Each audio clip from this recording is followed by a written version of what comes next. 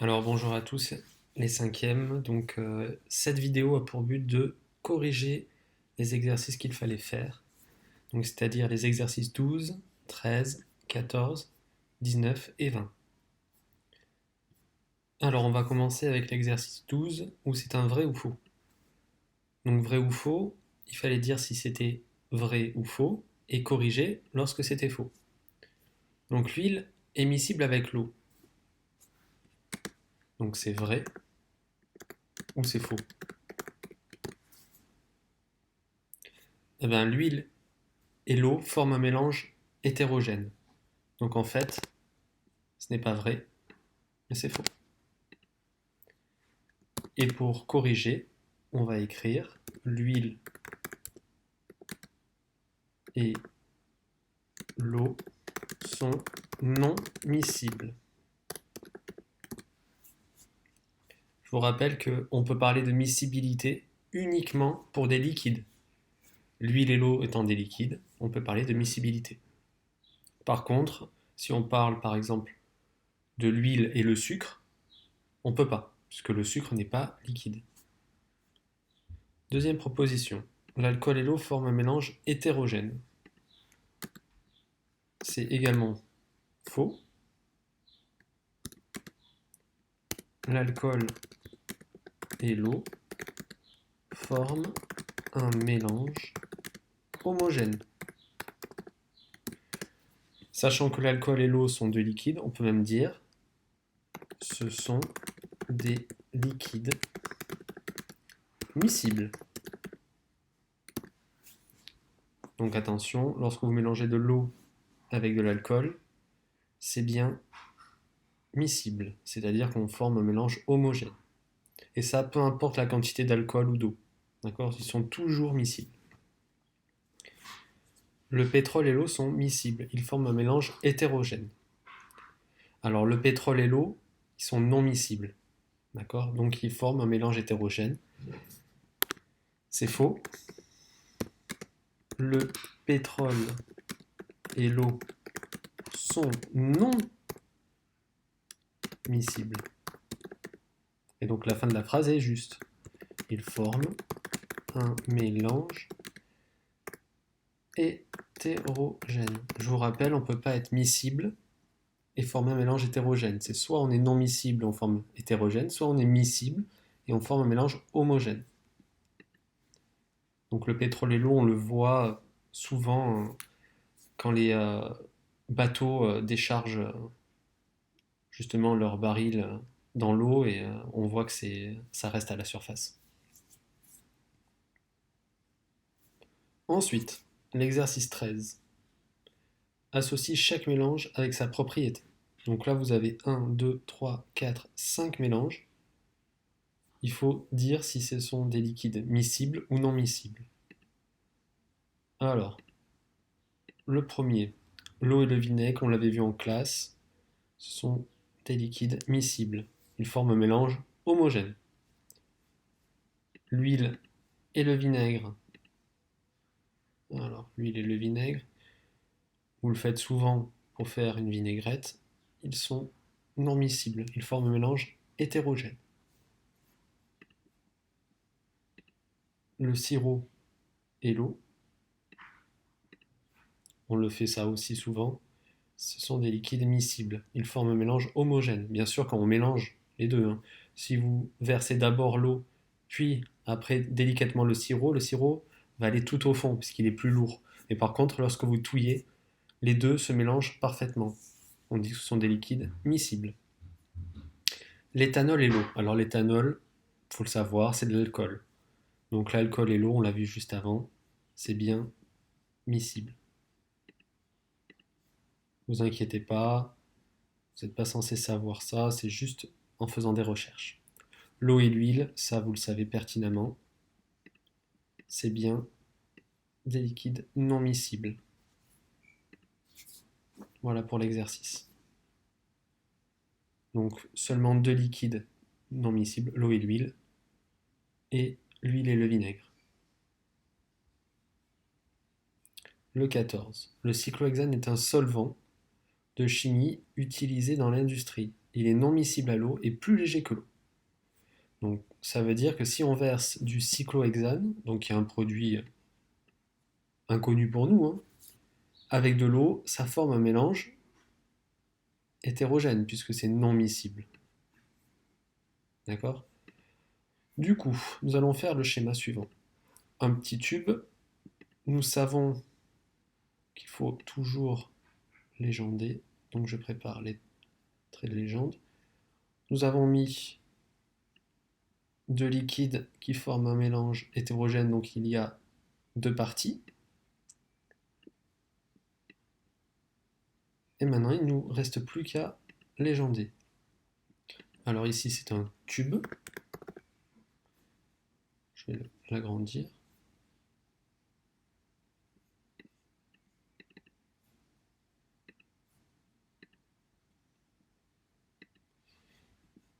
Alors ensuite, on vous dit qu'il est plus léger que l'eau. Ça veut dire que l'eau va se retrouver en bas.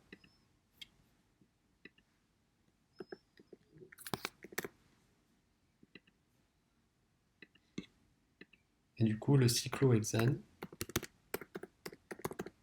va se retrouver au-dessus.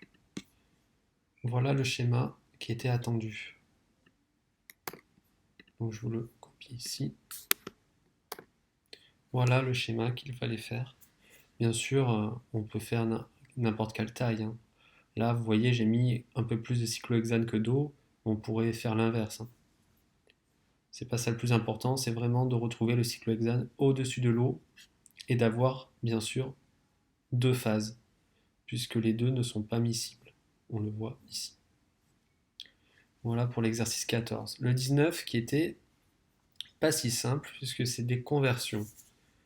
Et il y a des choses nouvelles. Vous connaissez le tableau de conversion très classique avec les litres. Donc je vais l'écrire là, millilitres, centilitres, décilitres, litres, décalitres, hectolitres et les kilolitres. Alors, faites attention, normalement, litre, on l'écrit avec un L majuscule. Maintenant, ce qui change, c'est que vous voyez, il y a des mètres cubes qui apparaissent. Alors, il faut savoir que l'unité officielle du volume, c'est le mètre cube. Mais dans la vie de tous les jours,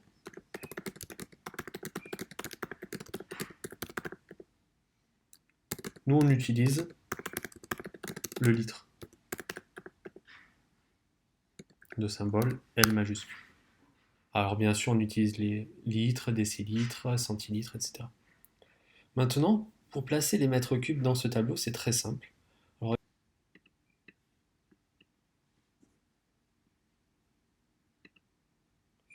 voilà ce que je vais faire. Je fusionne par 3. C'est-à-dire que vous, en gros, vous gommez. Et vous voyez. Alors pourquoi par 3? C'est très simple. Vous voyez, dans mètre cube, il y a un petit 3 qui apparaît. Du coup, on va regrouper les colonnes par 3. Et dans la première, ici, nous avons les centimètres cubes.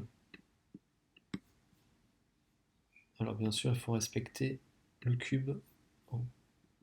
Ensuite, ici, nous avons les décimètres cubes.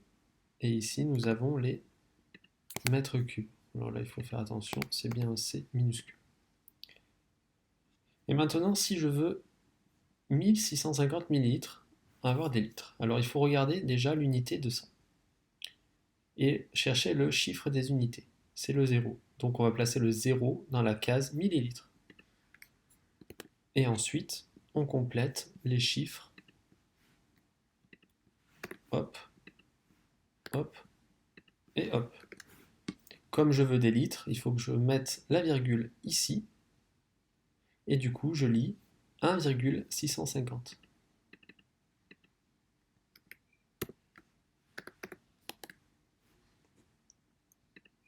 Alors, pour 10 mètres cubes maintenant. 10 mètres cubes, vous voyez, les mètres cubes sont là. ici, on va mettre un 0 et ici un 1, puisque 0 c'est le chiffre des unités des mètres cubes. Et comme je veux des litres, je vais devoir compléter de 0 jusqu'à la colonne des litres. Et donc ça fait 10 000.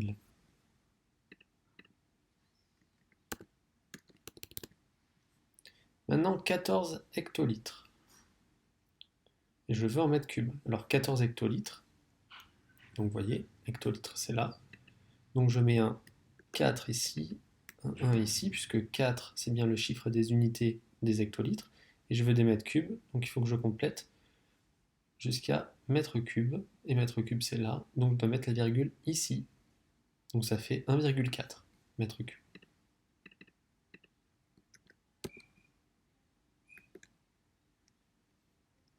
Maintenant 20 millilitres en centimètres cubes. Pareil, on place le 0 dans la case des millilitres. Et comme on veut des centimètres cubes, on regarde centimètres cubes. Ah ben là, il n'y a pas besoin de transformation. 20 millilitres, ça fait 20 centimètres cubes.